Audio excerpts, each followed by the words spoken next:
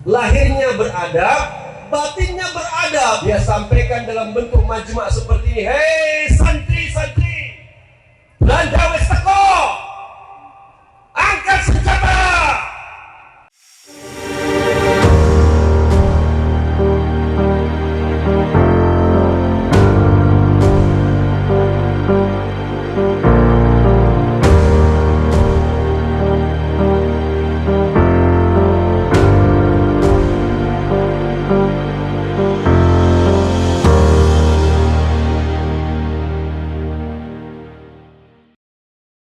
Baik, tidak usah berlama-lama lagi, langsung saja kita panggilkan kepada Dr. Haji Bukhari Fasah, SPD MPD.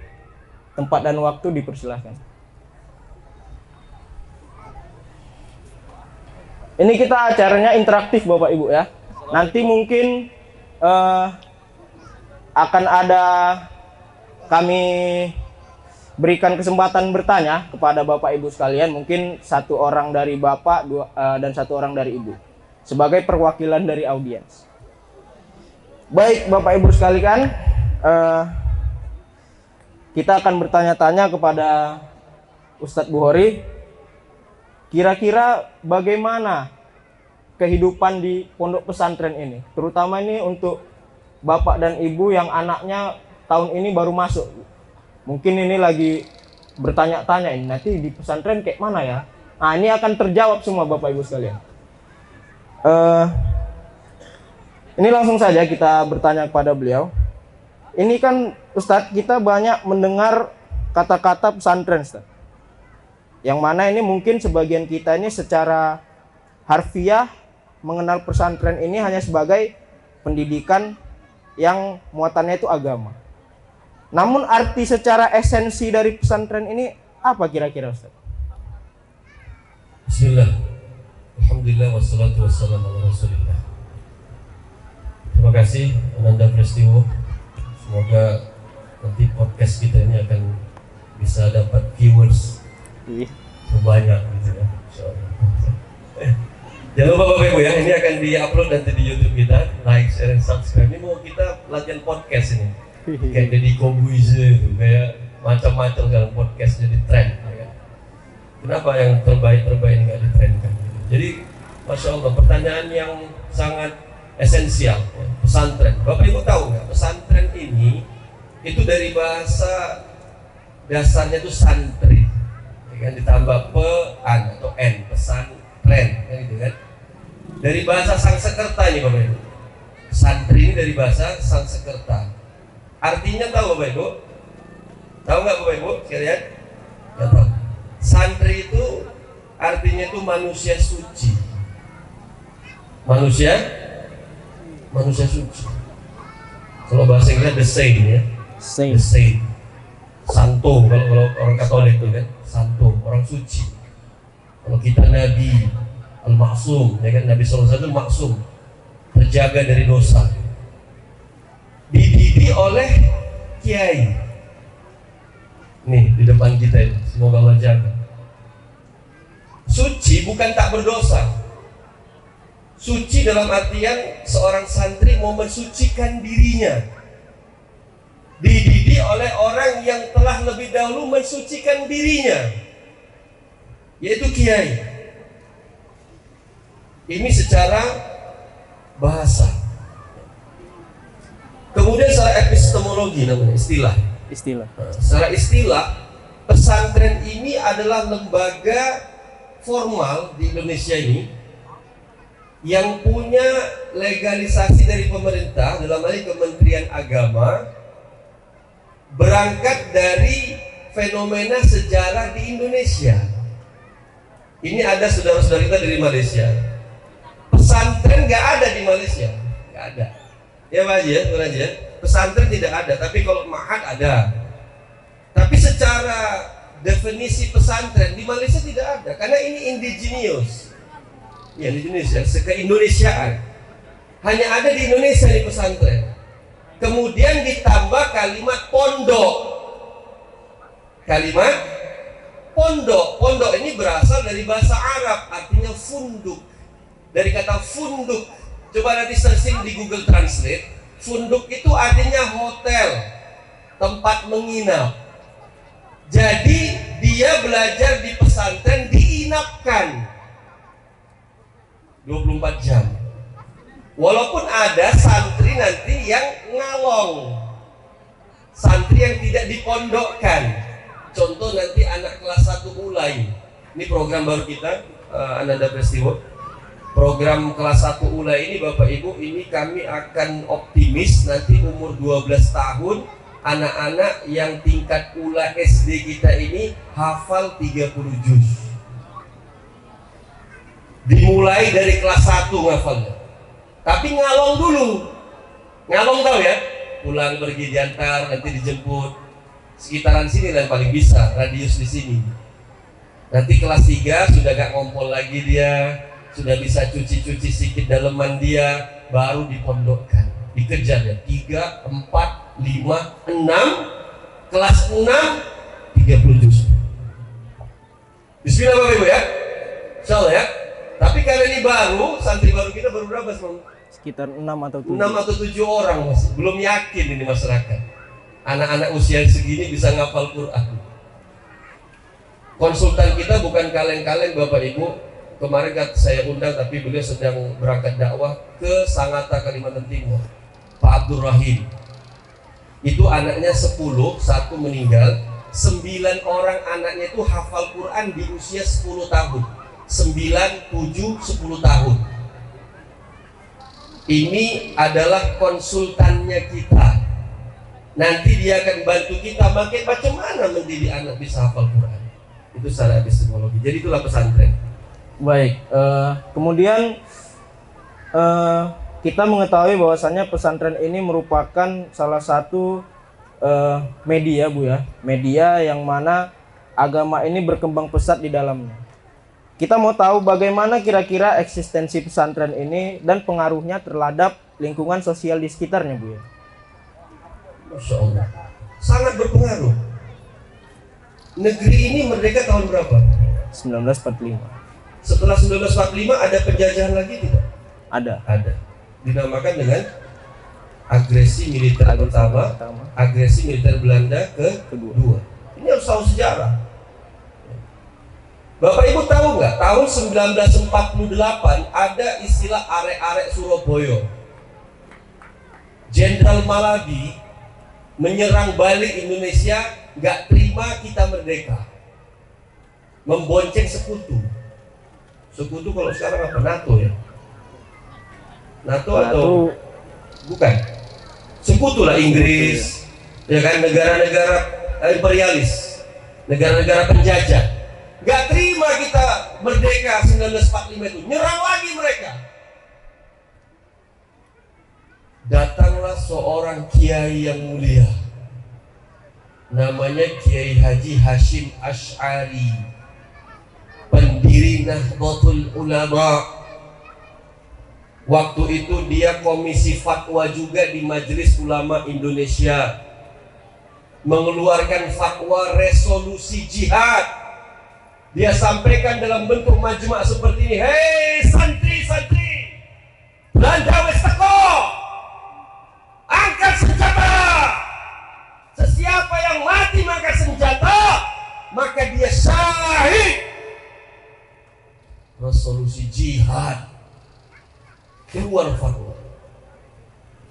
Kira-kira kalau kita digitukan maju nggak gitu? Maju nggak Pak? Maju. Jadi marah-marah. Jadi Bapak Ibu, ketika terjadi agresi yang kedua ini, itu pasukan peta yang dibentuk Jepang itu mayoritas itu santri. Berteriak lantang saya di Medan, ketika Dirjen Kementerian Agama turun. Ketika dulu pondok pesantren kita ini Bapak Ibu tahun 2003 sudah dapat izin. Ini Bu Suryani sudah berinteraksi dengan saya. Ini saksi hidup nih, Ibu Suryani dari Kemenak itu. Ya Bu ya, nanti tolong didukung ini Bu, statement saya ini. Dulu kita ujian nasional sekolah formal bulan 4. Pondok pesantren Salafiyah bulan berapa Bu ujian kita Bu? Bulan 8. Bulan 8. ijazahnya carry. Orang udah dapat ijazah, anak kita belum dapat ijazah, orang belum ujian, dianak tirikan. Datang Pak Dirjen ke Medan, Hotel Grand Jami Medan, saya diundang ke sana. Semua kawan-kawan nyorong, Ustaz kan mantan orator dulu, mantan orang yang demonstrasi tahun 98 dulu, Orde Reformasi. Oh iya, aku di garis terdepan ketika dulu gegap gempita tahun 98 reformasi. Saya bilang sama Pak Dirjen, negeri ini berhutang budi dengan pesantren. Jenderal Malabi, pimpinan agresor Belanda, ketika mau konferensi ke satu hotel di Surabaya, ketika dia buka kaca diketuk sama santri. Nanti tonton di film Sang Kiai. Sama Jenderal Malabi dibuka kaca. Dengan sigap dia ambil pistol Jenderal Malabi, ditembak. Dar. Pimpinan Belanda yang membunuh karena sudah ada resolusi dia tadi, dibunuh, ditembak oleh seorang santri. Itu dari segi sejarah. Artinya berpengaruh ternyata santri ini kepada konsep kebangsaan. Dulu mengangkat senjata, sekarang konteksnya beda. Negeri ini dekadensi moral, negeri ini krisis identitas, negeri ini krisis ketokohan. Inilah yang akan kita angkat pengaruh nanti pesantren ini kepada konsep kebangsaan itu, Ananda. Baik, ini yang saya tangkap Bu ya. Ternyata pesantren itu adalah salah satu media yang menyumbangkan fikir dan tenaganya juga untuk kemerdekaan Indonesia Bu ya. Benar sekali. Dan juga mungkin ini Bapak Ibu sekalian, berdasarkan informasi dari Buya ini, kita tidak perlu meragukan lagi nasionalisme dari pesantren, Bapak Ibu. Benar. Tepuk tangan Bapak Ibu sekalian. Kemudian Bu ya, pertanyaan selanjutnya yang merupakan follow up dari pertanyaan-pertanyaan yang sebelumnya tadi mengenai bagaimana pesantren ini bisa dianggap sebagai pondok pesantren yang ideal Bu ya. Itu di level mana kita bisa dikatakan sebagai pesantren yang ideal Bu ya? Idealnya pesantren akan dilihat dari kualitas santri dan lulusannya. Saya sering berpikir Bapak Ibu, kalau terjadi masalah di pesantren kita, ini akan banyak masalah ke depan. Karena kita punya dua musuh besar, setan dan hawa nafsu. Nanti Bapak Ibu akan berinteraksi dalam masalah ini. Maka kita harus pandai-pandai memposisikan diri secara objektif. Artinya harus pandailah kita menyikapi masalah itu. Contoh nanti Bapak Ibu sekalian, puncak daripada pertanyaan daripada Nanda Peristiwa ini adalah santri kita berakhlak. Ibnu Qayyim al-Jauziyah dalam kitabnya Al-Ahkam al-Maulud, beliau mengatakan akhlakul adab. Akhlak itu adab. Adab yang komprehensif. Komprehensif artinya lengkap, lahir, batin. Lahirnya beradab, batinnya beradab. Ini puncak dari pendidikan pesantren Bapak Ibu. Dan untuk mendapatkan ini tidak semudah membalikkan telapak tangan. Kita perlu koneksi yang kuat dengan Allah Jalla Jalaluhu. Maka kalau ada masalah Bapak Ibu, saya lebih cenderung gini, kau yang lemah, Bukhari fasa yang lemah, intensitas amalmu kurang, nangismu kurang, kedekatan sama Allah itu kurang. Kalaulah semua kita menyikapi seperti itu Bapak Ibu, saya introspeksi seperti itu, Bapak Ibu juga seperti itu, pasti tidak akan ada yang saling tunjuk. Oh ini pesantrennya buruk, oh ini orang tuanya nggak bener, oh ini santrinya nakal. Kalau semua trek throwback ke dalam diri kita masing-masing, Intinya pertanyaan itu bisa dijawab dengan tuntas. Kita mau mulai hari ini titik nol kita adab lebih tinggi daripada ilmu. Itu kira-kira. Baik Bu ya. Kemudian sebagai langkah untuk mencapai kesempurnaan adab dan ilmu di pesantren kita Bu ya. Kira-kira kita dari pesantren Rodatul Ulum itu visinya apa Bu ya untuk mencapai ke sana? Mungkin bisa dijelaskan Bu ya. Visi pesantren kita ini tetap penguatan internal. Kita kemarin Bapak Ibu sudah mulai. Ustadz-ustazah yang akan mengajar tahun pelajaran baru ini mengikuti 3 proses seleksi. Psikotes, kita cek kejiwaannya, wawancara. Jadi sebelum kita lakukan ini ada beberapa ustadz-ustazah yang mungkin merasa tidak kapabilitasnya itu memundurkan diri. Jadi ini yang sekarang ini yang mau kita launchingkan ini tahun pelajaran baru ini adalah ustadz-ustazah yang sudah terseleksi. Psikotes, wawancara, besok kami mau cek kesehatan. Ini ustadz ini marah, jebule tensinya 200, tensi tinggi. Ini mau kita cek kesehatannya Bapak Ibu. Itulah kan penguatan internal di kalangan asatiz dan asatizah. Kemudian kerjasama eksternal. Kerjasama eksternal ya. Ini visi kita ya. Penguatan internal pembelajaran, kerjasama dengan eksternal. Bapak Ibu, kita juga menggandeng pihak-pihak di luar pesantren kita. Yang sudah pasti Kementerian Agama, yang sudah pasti Kementerian Pendidikan, yang sudah pasti kemarin Lembaga Psikologi UGM Jogja. Kemudian yang sudah pasti kita nanti mau menggandeng LPTQ, Lembaga Pengembangan Tilawatil Quran. Sudah pasti kita juga berinteraksi bereksternal dengan orang-orang lembaga-lembaga yang membantu visi kita terwujud. Kemudian untuk apa? Dengan asas penguatan karakter building, pembangunan karakter akhlak al-karimah. Menuju apa kita? Menuju pusat keunggulan tahfiz Al-Quran dan tafakuh fiddin tahun 2025. Tahun 2025 cita-cita pesantren ini menjadi pusat keunggulan. Keunggulan Quran, keunggulan akhlak, dan keunggulan seluruh aspek dalam pesantren kita ini. Lagi dan lagi itu mustahil kita capai kalau tidak ada kerjasama di antara kita. Jadi Bapak Ibu sekalian, ini akan menjadi sesuatu yang paling mendasar yang akan kita capai. Kalau tadi ada pertanyaan apa visi pesantren kita ini? Baik Bu ya, terima kasih. Kemudian kita bahas sedikit tentang hubungan eksternal Bu ya. Ini yang saya dengar-dengar Bu ya, ada alumni kita yang sampai kuliah ke internasional Bu ya. Itu bagaimana bisa kayak gitu Bu ya? Karena kan kita notabene kan pondok pesantren Salafiyah Bu ya.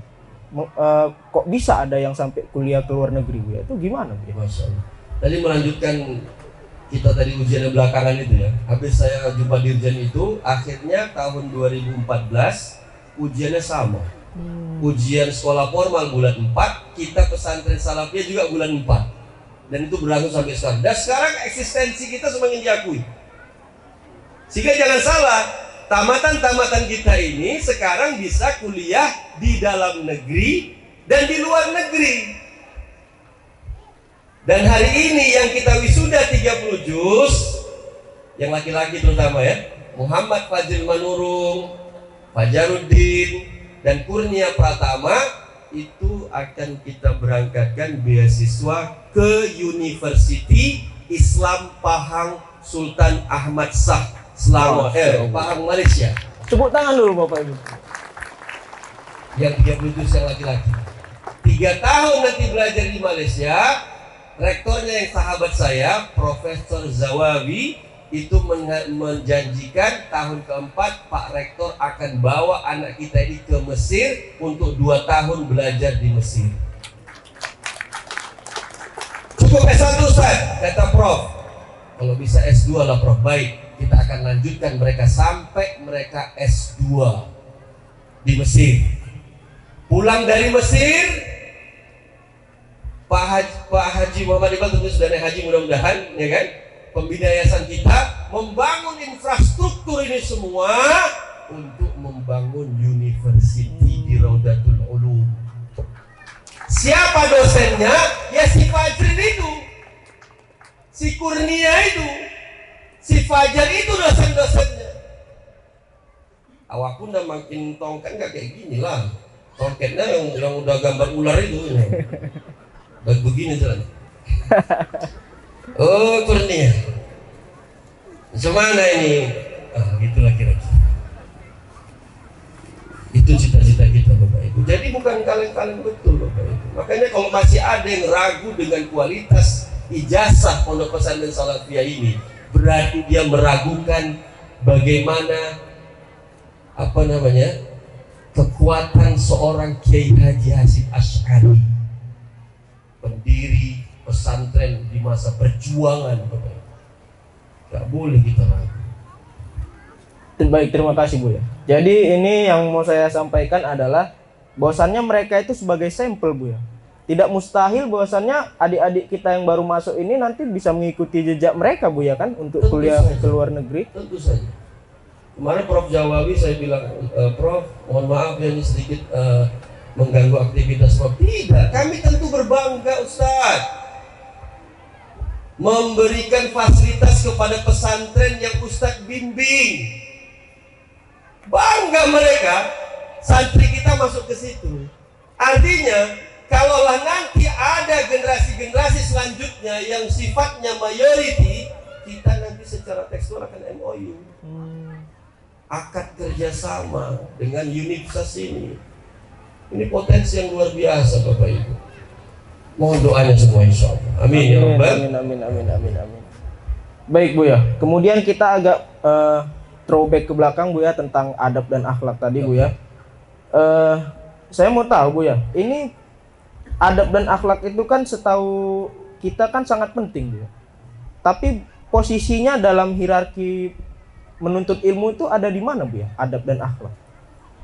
Hierarki urutannya ini. Iya. Ya dia di puncak. Nabi SAW telah bersabda Bapak Ibu, riwayatnya Imam Abdul Razak. Beliau katakan SAW, innama bu'istu li'utammima makarimal akhlaq. Sesungguhnya aku diutus ke muka bumi ini, kata Nabi, untuk menyempurnakan akhlak. Jadi nanti kan tadi akhlak kan lahir dan batin. Nanti Bapak Ibu, saya kemarin barusan ngantarkan anak saya ke SMA Taruna Nusantara, sekolah berbasis semi militer. Lulus anak saya Bapak Ibu, mengalahkan 5.000 anak. Anak Pak Bukhari yang nomor 2 tadi, Muhammad Fatih Al-Azhari. Yang nomor 1 Mu'az Musyafa akan berangkat ke Pakistan bulan Ramadan nanti untuk jadi maulana ulama nanti dari sana. Jadi waktu saya di Taruna Nusantara ini kan lembaga bukan pesantren. Tapi kenapa kok bisa tertib ya? Bisa lebih berakhlak. Itu gak ada satu sampah pun kita temukan di situ. Gak ada Pak Sahabat. Satu sampah pun gak ada. Mohon maaf di toiletnya, mohon maaf walaupun gak boleh nih, kita makan pun berani di toilet itu. Karena bersih Bu ya. Karena bersihnya. Ini lahir ya, masih lahir ya. Tapi itu kan konsep menggambarkan batin kita. Kalau kita urakan, kalau kita nggak rapi, kalau kita nggak disiplin, Islam nggak kayak gitu. Nabi saja mengajarkan kepada kita kalau ada tamu-tamu yang datang, Nabi berpenampilan yang terbaik, nggak selengean. Oh selengean Bapak Ibu? Bro, nggak gitu. Ta'zim. Santri kita kayaknya belum ke situ.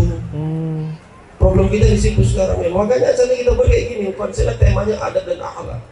Awak jalan di sini, nggak ada kesan. Padahal di Nurul Qadim di pesantren Jawa Timur itu, gue kan baru dari sana. Saya ngisi tabligh akbar di sana. Namanya kita pengisi utama tabligh akbar, didampingi sama Gus Hafid. Gus Hafid anak kiai generasi keempat. Jalan kami berdua. Coba praktek sama. Betul gimana? Kamu Gus Hafid, saya Dokter Bukhari. Oh iya. Jadi Gus, kita begini. Ini santri itu langsung pada berbaris begini. Sampai kita jauh jalan, baru mereka beraktivitas lagi. Macam mana kita membuat kayak gitu tuh, adab kayak gitu? Adab kayak gitu.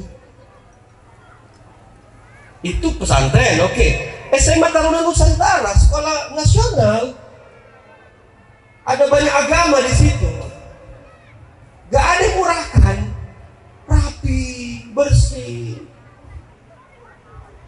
Itu cita-cita kami, mohon doanya Bapak Ibu. Ini berat, ini kebiasaan gitu.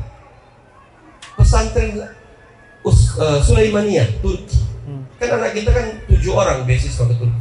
Mungkin lebih ya, 10 lebih mungkin. Kemarin yang salah satu sudah menikah, angkatan pertama. Jadi yang alumni kita juga ada ke Turki Bapak Ibu.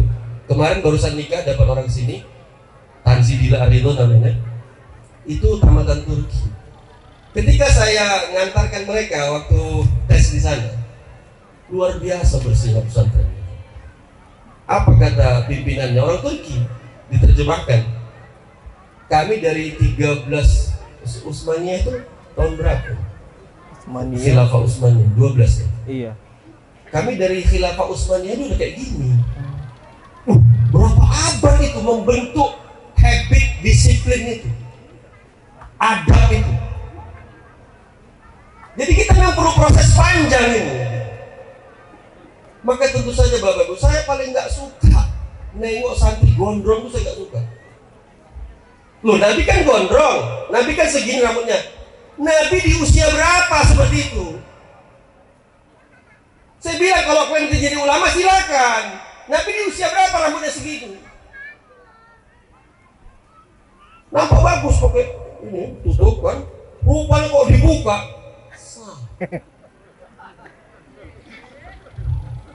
Kayak ikan sampo itu Bu ya. Iya. Apa layak itu disebut santri? Iya. Gak layak. Itu masih penampilan. Jadi nanti Bapak Ibu jangan heran. Ini minggu pertama kita mau razia rambut dulu. Saya nengok SMA Taruna Nusantara itu memang sur kali, sur kali mana? Kau tahu sur ya, bahasa kita ya? Rapi. Oh, mantap kali. Gak ada itu yang gak ada. Tegas. Gitu. Tapi untuk mendapatkan kayak gitu tuh harus perlu proses panjang pembiasaan. Itu ada kalau menurut saya. Kita itu dulu lah, kalau kita membicarakan nanti akhlak-akhlak yang level tinggi, memuliakan orang lain, menjaga macam-macam itu akhlak ya. Itu dia. Baik, terima kasih Bu ya. Jadi tolong diingat ini untuk adik-adik kita, rambutnya yang rapi lah ya. Bukan apa, takutnya kalau panjang-panjang nanti jadi sarang kutu. Belajar kok asik garuk-garuk aja anak ini kan, rupanya berkutu dia. Nulari yang lain Bu. Oke Bu, itu off the record kita ya Bapak Ibu sekalian. Kemudian dalam langkah menuju kesempurnaan adab itu kira-kira Bu ya, step-step apa aja yang perlu kita terapkan Bu ya di pesantren kita Bu? Yang pertama, keteladanan dari kita. Jangan kita menyuruh anak menjaga lisan, kita tidak menjaga lisan kita. Jaga lisannya 3 saja: fitnah, ghibah, namimah, cakap kotor dan sia-sia. Keteladanan dari ustaz dulu, dari pimpinan atau betul. Dijaga betul, ngeri nih. Nabi katakan sesiapa yang bisa menjaga di antara 2 tulang rahangnya, mulut, dan di antara 2 pahanya, kemaluan, surga kata. Karena banyak orang masuk neraka gara-gara ini. Itu keteladanan. Yang kedua, pembiasaan. Dan nanti kalau sudah ada keteladanan pembiasaan dari kita sebagai orang-orang yang mereka lihat, karena guru itu digugu dan ditiru. Digugu dan ditiru. Guru kencing berlari, guru kencing berdiri, murid kencing berlari. Nih kan? Sekarang kan enggak, guru diguyu dan ditinggal turu. Karena nggak punya kewibawaan, dileceh-lecehkan sama muridnya. Oh, kalau zaman kita dulu ya bang apa ya? Bang Awal ya kan, mana berani kita lewat depan guru nggak berani. Dulu zaman saya, sekarang, bro, pak, apa kabar pak bro? Mana ngerokok bareng kita? Ngerokok bareng, hah? Pakai tangan kiri. Begitu, nanti intinya keteladanan. Baik Bu ya. Kemudian Bu ya. Waktu kita tengok nanti. Oh ya. Tanya MC. Berapa? 5 menit lagi? Oh, bentar kali. 10 menit lagi ya. Oke. Kemudian Bu ya, ini kan kita banyak mendengar Bu ya. Bukan mendengar aja sih, maksudnya fakta di lapangan juga bahwasannya ada regulasi yang mengatur tentang bagaimana menertibkan anak-anak kita Bu ya, secara hukum maupun secara agama. Kira-kira langkah terbaik apa Bu ya yang kita lakukan untuk mendisiplinkan anak-anak kita yang akhlaknya ini agak melenceng Bu ya? Ini berkaitan dengan hukum di negeri kita. Di sini Bapak Kapolsek ada mewakili ya, pemerintahan ya. Kita memang hari ini Bapak Ibu berada di dilematis sekali.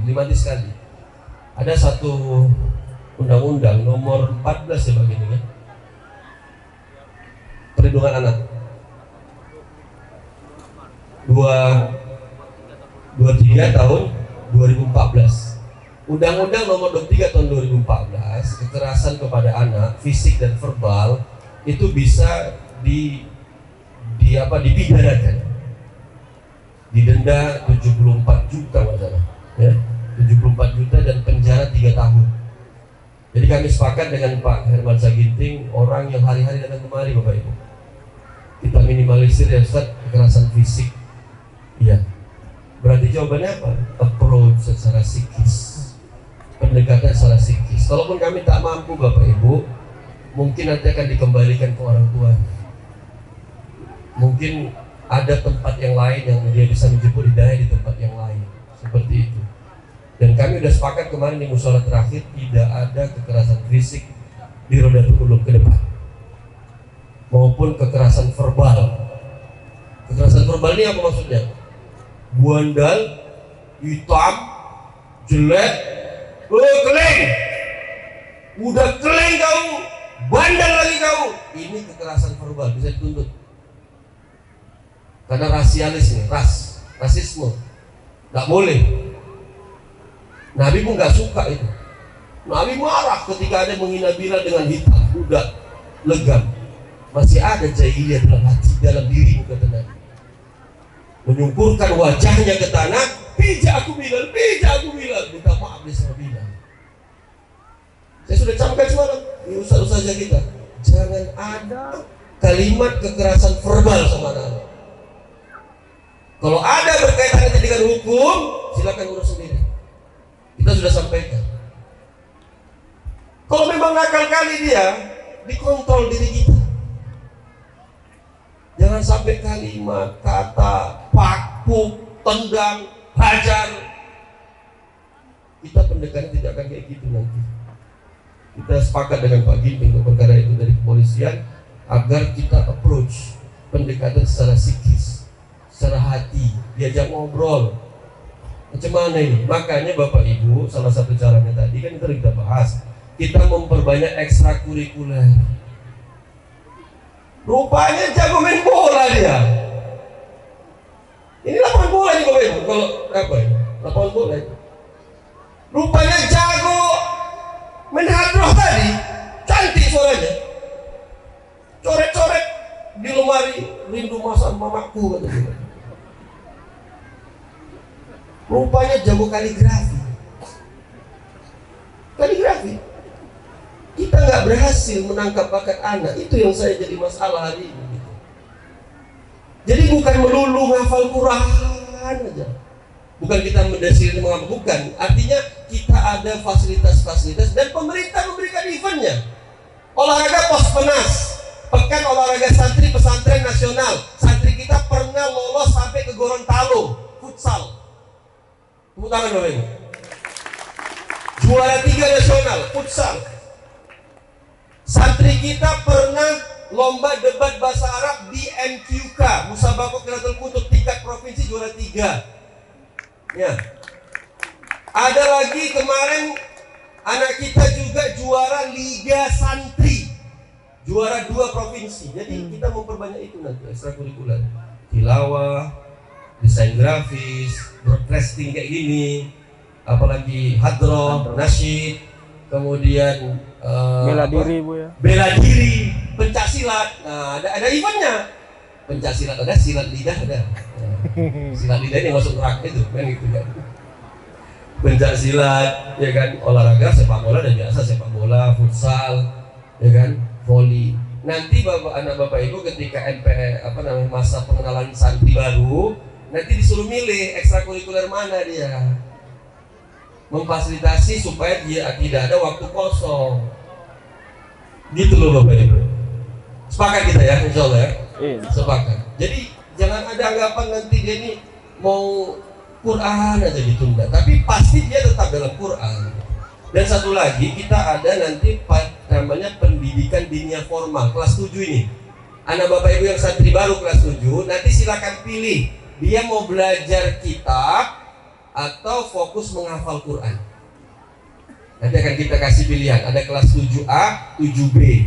Yang 7A ini belajar kitab terus, karena kayak kita target mau lomba Musabaqah Qiraatul Kutub, lomba baca kitab kuning gundul yang gak ada harokatnya. Kita yang berambut aja pun payah, apalagi yang gundul loh. Anak kita mau diajarin nanti, khusus dia belajar alim aja dari kelas 7 wusta. Ini apanya nanti? TJ-nya, tanggung jawab kan? Nah, itu dia cara-cara kita nanti, insyaallah. Oke Bu ya, ini mungkin pertanyaan yang paling penting Bu ya. Membahas mengenai akhlak Bu ya.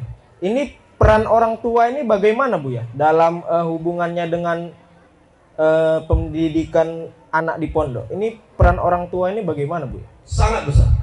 Ini terakhir kita ya. Ini terakhir ya. Ya, oke. Siap. Peran orang tua. Wali santri. Tadi waktu saya sambutan belum dimuliakan ya. Kami muliakan Bapak Ibu wali santri, insyaallah. Peran orang tua sangat besar. Saya sering membuat satu ungkapan gini pasti. Ini karena direkam ya kan. Yang kemarin nggak direkam. Aku agak-agak mengganteng-gantengkan diri dan kan. Oke. Ini baru dari orang Malaysia. Dari Haji Jamal. Hadiah. Apa namanya? Rida ya. Rida. Ganteng nggak ini? Jadi Bapak Ibu sekalian, peran orang tua itu saya sering buat istilah gini, bertepuk dua belah tangan. Ini pesantren kami, ini Bapak Ibu, ya kan? Kalau ini aja Pak yang nepuk, bunyi nggak ini? Nggak bunyi, harus ada orang tua. Bertepuk dua belah tangan. Di sini kami sama anak Bapak Ibu 8 jam dengan Quran. 8 jam dengan kitab. Jangan pula nanti bapak ibunya tiktokan di rumah.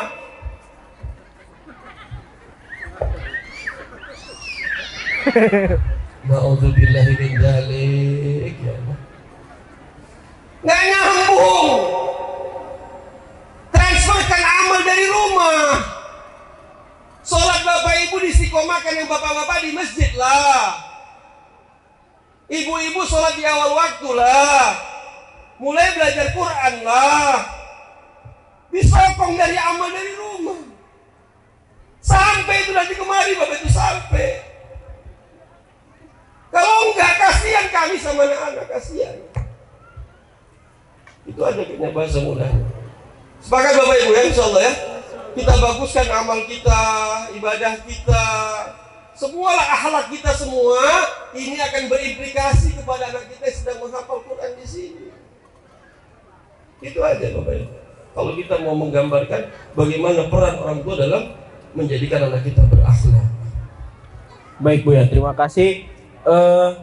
Penjelasan yang sangat luar biasa, informatif sekali bagi kita yang orang tua yang memondokkan anaknya di pesantren. Semoga dengan visi cita-cita yang telah tadi disampaikan oleh Buya itu meresap ke dalam jiwa-jiwa kita yang mana nanti dimanifestasikan oleh prestasi anak-anak kita, Bapak Ibu sekalian.